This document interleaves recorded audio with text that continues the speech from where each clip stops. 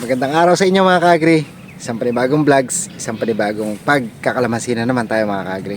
Ito, follow up po natin to sa nakaraang video natin ng tungkol sa foliar. Yung sabi ng ating subscriber ay pwede daw po bang isabay sa bulaklak yung pag-spray ng foliar. At ang sabi nga natin doon ay pwede mga ka-agri. Kung di nyo pa po yun napanood, pwede nyo po yung panoorin mga ka-agri.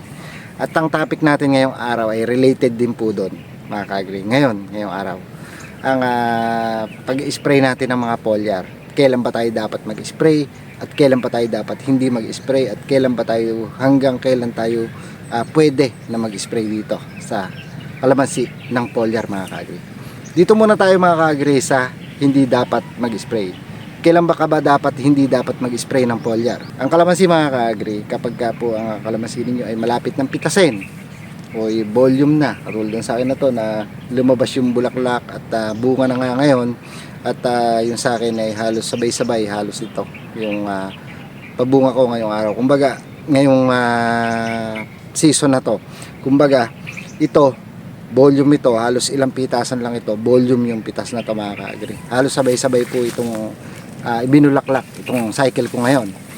Kung hindi ka dapat mag-spray ng kalamansi, kung ang pitasin na yung kalamansi mo, for example mga 10 days or 1 week before ka magpapitas, huwag ka na pong mag-spray ng mga pampalaki ng bunga o pampakapit ng bunga na foliar mga ka-agri. Useless lang kasi pipitasin mo na din yun at wala din, di ba?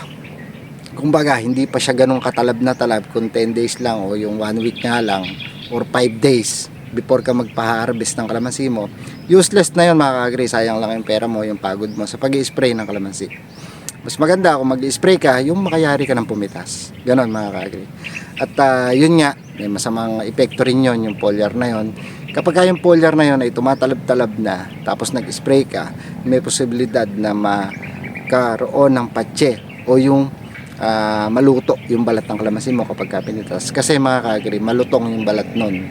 Kasi may foliar. Ibig sabihin ng foliar, abono kasi yan, fertilizer yan mga ka-agri. Ayun yung tinatawag natin na liquid fertilizer. Lalo na nga kung papalaki ng bunga, yun na i-spray mo at within 5 days to 1 week mag-harvest ka na. Nako mga ka-agri, medyo iwasan po ninyo. Hindi naman lahat nagkakapatse, pero syempre lalo na kung ganito yung panahon na medyo kulimlim, malamig ang panahon at hindi maganda sikat ang araw, ay maaari magpatse yan mga ka-agri. Dahil kasi nga meron yung liquid fertilizer kang in-apply dyan o yun nga yung mga foliar mga ka-agri. Kaya iwasan din ninyo kasi nga hindi naman din tumalab man yan, konti pa lang ang talab nun, hindi pa talab na talab yun kung mga 1 week pa lang or 5 days pa lang. Siguro yung 10 days para sa akin, yun medyo talab na, pero hindi pa rin yung katalaban mga ka-agri. Kapag hindi pa rin yun ubos yung talab ng foliar na yun kapag 10 days lang mga ka-agri. Kaya iwasan po ninyo na mag-spray ng mga foliar sa kalamansi nyo kapag bago kayo magpapitas. Mas maganda kung yari na kayo magpapitas at marami pang matitirang maliit na bunga, pwede po yun mag-spray kayo ng mga foliar mga ka-agri. At kailan naman po ba tayo mag-start na mag-spray ng foliar sa kalamansi? Pwede tayo mag-start kahit bulaklak pa lang, pwede na tayo mag-start ng foliar dyan. Mas maganda yung mga pampakapit ng bunga ang i-start mo dyan. Syempre konti lang muna, sabi ko nga sa unang video ko, sa nakaraang video ko, na konti-konti lang muna kasi bulaklak pa lang naman yan at marami ka pang pagkakataon dyan na mag-spray ka dyan, lalo na nga kung nag-aabang ka, yung bulaklak mo, yung bunga mo ay inaabang mo sa mataas na presyo. Kung for example bulaklak pa lang yung kalamansi mo tapos mataas yung presyo ngayon ng kalamansi, medyo kuwan yan. Hindi ka, mas delikado nga yung ganun eh. Kung bakit ibig sabihin mas hindi ayos yung ganun. Dahil kasi nga paglaki nun ng bunga mo, baka mababa na yung kalamansi. Kaya ako, para sa akin, kapag ganyan na kumbaga nasa mataas na presyo yung kalamansi at bulaklak pa lang yung kalamansi mo, para sa akin, hinahinay ka lang muna sa pag-i-spray ng mga foliar. Kasi nga halos 3 buwan mo yan o mahigit 3 buwan mong aalagaan yung kalamansi mo ng mga insecticides, kahit na foliar, abono, mahaba pa yung panahon mo ng para makakapag-spray ka ng foliar mga ka-agri. Ganon. Tapos hanggang kailan nga po ba tayo pwede mag-spray niyan ng foliar? Hanggang sa kung katulad dun sa akin nga rin na to, siguro ako, para sa akin, hanggang gaholin or hanggang 3 yung laki ng kalamansi mo, nakagaya nga na to. Pipitasin ko na ka-agri. Pipitas na ako ng gaholen at saka yung tres. Ito ka-agri. Ito yung gaholen at ito yung tres. Ito, hanggang dito pwede ka pa tong spray ng foliar. Kasi pag ganito na yung kalamansi mo, 20 days pa yan bago, 20 days to 1 month pa bago mo siya anihin. Yung saktong-saktong 0-1 na yung laki nun pagka ganun. At dito ay tatalab pa siya ng maganda yung foliar mo kasi 20 days pa. Kung ngayon ka mag-spray, ganito kalaki yung sayo, 20 days before ka mag-harvest ay talab na yun. Wala na yun halos lipas na yung talab nun. Kumbaga wala na siyang sinisip-sip na foliar nun. Medyo safety ka na doon na magpapitas at hindi ka na malulutuan. Hindi naman talaga totally maluluto May mga mangilan-gilan sigurado na maluluto ito. Kasi naranasan ko na dati yan. Nag-spray ako ng foliar, kahit magpapapitas na ako, nalulutuan din ako kahit na hindi umuulan. Napapatsihan din ako ng kalamansi kahit papaano mga ka-agri. Kasi nga yung balat na to malutong. Yung katas niya madaling kumatas. At yung katas na yan ang nagpapatsi doon sa kapwa kalamansi. Pag nadikit yan dyan ng kalamansi na to, na isa na to at ito makatas, tulad yan, makatas yan, napigayan na mamimitas habang pinipitas, nadikit dito yan, magpapatsi na rin ito, hawa-hawa na yan mga ka-agri. Ganon lang.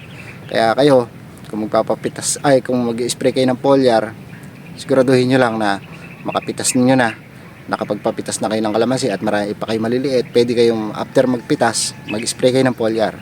Tapos, i-start ninyo ng i-spray ng foliar, magbula-bulaklak hanggang tres ang laki. Pwede pa po kayo mag-spray ng foliar dyan. Pampakapit man yan, pampalaki ng bunga man yan mga ka-agri.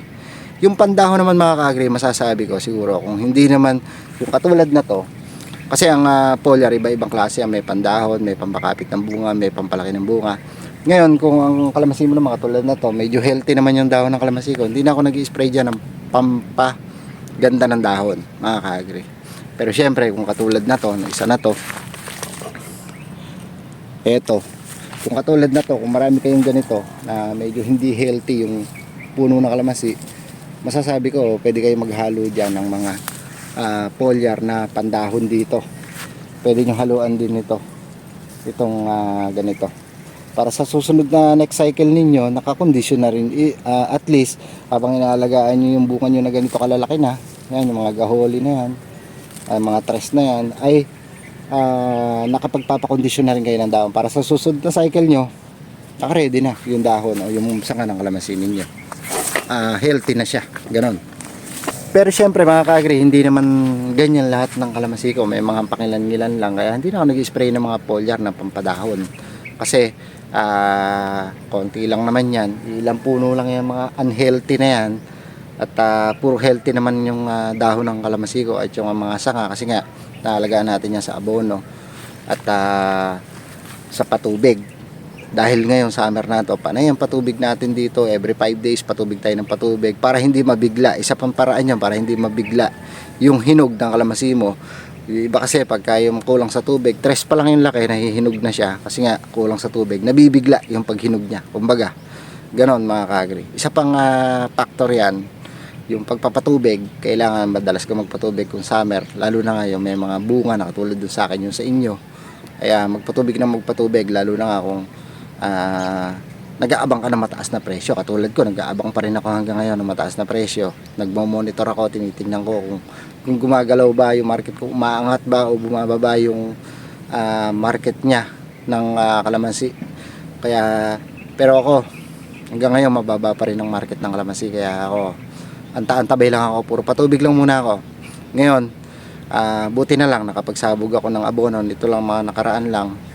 After lang ata ng New Year yun, nakapagsabog ako ng abono or di ko maalala kung before New Year yata yun, nakapagsabog tayo ng abono rito ng pampalaki ng bunga dito sa kalamansi natin. Pero partial pa lang po yun, partial pa lang, hindi pa yung ganong kadami. Kaya yung huling sabog ko, yung pinaka top dress ko, iaabang ko yan dun sa ating